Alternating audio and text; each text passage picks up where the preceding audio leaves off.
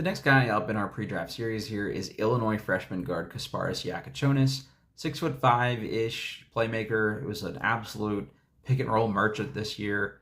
I think that's really what you're expecting him to do in the NBA. Averaged 15 points per game, 5.7 rebounds, 4.7 assists, 3.7 turnovers. This is continuing theme is high turnover guards, especially from the freshmen. I think that's just a thing that's going to happen.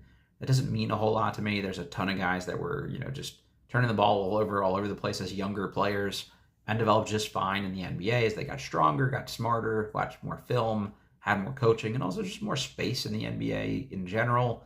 So you're not narrowly trying to squeeze balls through the same opening. So I think that's not the portion I'd be worried about. Here, it's really just what kind of shooter is he? He was incredible to start the year, was around 40% from three for a good portion of the season, and finished at 31.8% on 5.2 attempts per game. Was a 44% 44% shooter from the field overall here. 84.5% from the free throw line, though, which again is a really good sign. I buy the shooting. He had a couple injuries, and the struggles also came around the time that Tomislav Ivicic, one of the best shooters their team, had in the lineup, was their starting center.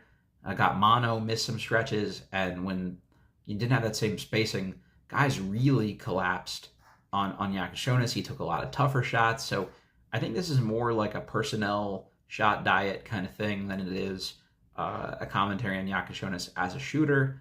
He's actually like a really good orchestrator of offense, I think. Again, really good in the pick and roll, and just the NBA is such a pick and roll heavy league.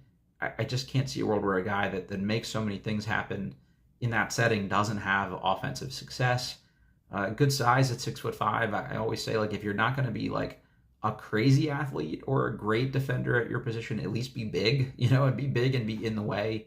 And I think he'll measure reasonably well from like a length perspective. So all those things make me think he'll at least be a serviceable defender here in the NBA. So I'd take a shot on it if I'm the Wizards and I either trade back out of the top 5 or I trade up from that 18th pick that goes to Memphis, something like that. I don't think he'll end up, in the top 5 on my board personally. But again, big positional size guy seems to be something that the Wizards front office tends to value. They've looked for more athletic guys overall, I would say. But, you make a case that Bub Carrington and Keyshawn George aren't the best athletes. They just have positional size. So he could fit in there, and I think he's at the very least worth, them bringing in for an interview and a workout and seeing how it goes from there.